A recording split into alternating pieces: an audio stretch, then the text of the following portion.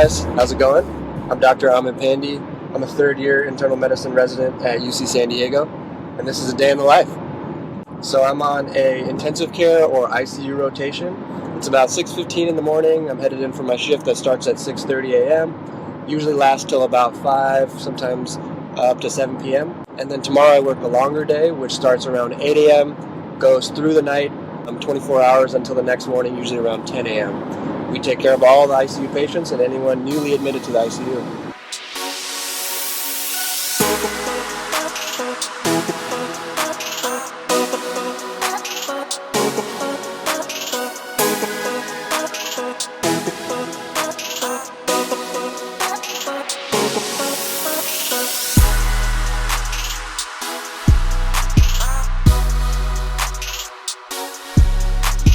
The way the day usually works is the patients are all divided up amongst the residents, and we come in and do what's called pre-rounding, where we look at all the vital signs, all the labs, and any overnight events. We examine the patients, see if there's any new medical issues that need to be addressed. Then we meet as a team with the attending, who's the supervising doctor for the whole team, and we discuss the plan of action and go through our plan for the day.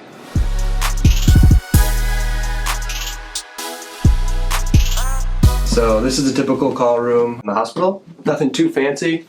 We got a bed here, as you can see, but unfortunately no pillows. Kind of tough times. We're also lacking a chair. This is a particularly unique call room. But anyways, you got a computer, you got the bathroom. Basically, just the basics in case you need to take a quick nap. Call nights get quite busy frequently, especially in the ICU, so often we don't even get to use the room and sleep, but the space is here if you need it. As obviously we spend long hours. Alright, so in the afternoon we like to get some procedures done, or as patients are acutely ill, we'll do them as they're needed throughout the day. One of the procedures that we do is a central line, and this is... You're internal medicine. You guys do procedures? Yeah, unlike surgeons, we actually use our hands and our brains. Ouch. No, just kidding. But yeah, this is one of the procedures that we do. Central line. So this is one of the old kits that we have lying around the call room or the work room to teach the new residents. And so what we do for the central line is we have this needle that we use to access the vein, either in the neck or the groin. Next, you put in a wire through that needle. And the wire, you make a little nick with a scalpel after that. And the wire allows you to introduce this catheter into the vessel, and what the catheter does is it allows us to provide special kinds of medications and allows it to get to the place where we need. And usually that's really important, critically ill patients in the ICU. All right, so what's going on now? So we just finished up our morning. We rounded as a team. We had a moderately busy day, had about 15 patients in the ICU to see. We go around with the attending, make a plan.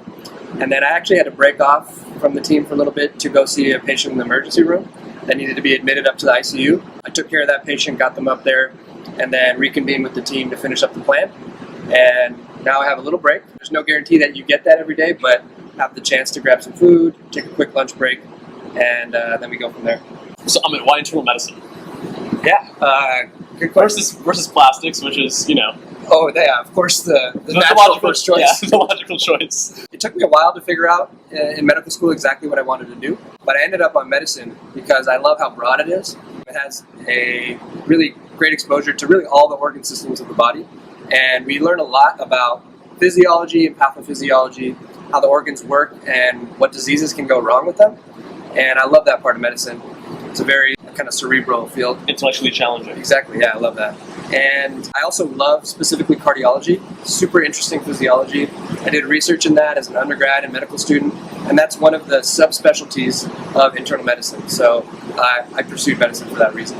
I'm not surprised that you love cardiology so much. Yeah. So Ahmed and I, we were classmates at UC San Diego. We studied together a lot, and one of our favorite blocks was actually cardiology. Absolutely. I love it. Looking back, that was a long time ago. But we worked hard, but it was actually really fun to learn, really get your, the nitty-gritty of physiology and more details than you actually get to really understand in undergrad. Okay, I'm convinced that internal medicine, respect. Oh, yeah? But why be a doctor in the first place? Why go to medical school? Why do residency? It's a long, arduous process. Yeah. Oh, definitely. And that's a great point that you bring up. So I think it's something that should really be thought about to make sure it's the right thing for you. So it took me some time to figure that out. Kind of started getting interested later in high school. I dad is a physician, so I always had the opportunity to observe him. He's an internal medicine doctor. And then in college, I realized that I love learning about biology, organ systems. A couple of classes I took were great.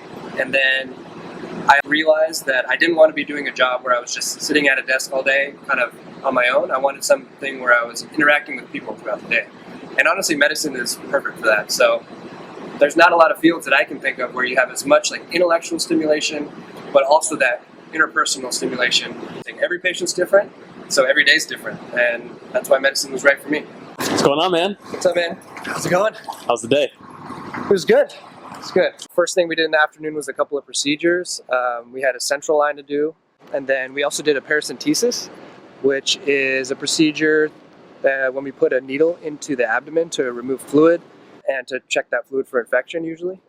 And that typically happens with liver disease and some other kinds of abdominal infection and diseases as well. And then after that, we had a couple more admissions. It was a good busy day. The last one I just did was a patient came into the emergency room with respiratory failure, requiring a really high level of oxygen, so much so that they needed to be intubated, which is when we put a tube down the trachea, hook the patient up to a ventilator to help them breathe. Luckily, the patient's stable now, doing much better. Overall, all in all, pretty good day.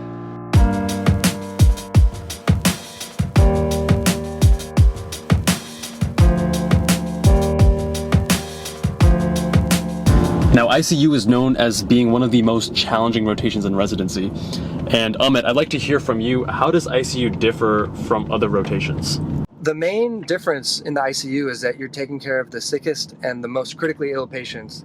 And that can be really, really challenging, but also really exciting and rewarding. We take care of patients that are as critically ill as you can possibly be. And with the right treatments, within several days, they can be walking out of the hospital healthy. And that is just an awesome feeling, super rewarding. But at the same time, there are some patients that are so ill and their disease process is so advanced that no matter what medical treatment we provide, there's really nothing that we can do. And obviously those cases are really, really challenging, of course, for the patient, for the family, and that's really crucial. One of our roles is to support the family through these difficult experiences. And it's also taxing to the provider. And this is something that I've spoken about recently in a blog post on the medschoolinsiders.com blog. It's something that's really taught me a lot, and I've done a lot of introspection about it. And it's helped me learn a lot about my interaction with patients and my role as a physician. All right, just got home from work, had a good day. Usually when I get home at this point, I like to have some dinner and then get a workout in if I can. It's not always feasible based on the schedule. After that, I usually do a little bit of research. A big part of a resident's life is often doing a research project in their area of interest. I'm doing cardiology research at the moment. And then the last thing I generally do is some of my projects for medschoolinsiders.com. If you're interested in becoming a physician, whether you're a pre-medical student or a medical student, Med School Insiders is here to help you achieve your goals. Learn more at medschoolinsiders.com. So, that's a day in the life of an internal medicine resident. I'll see you guys next time.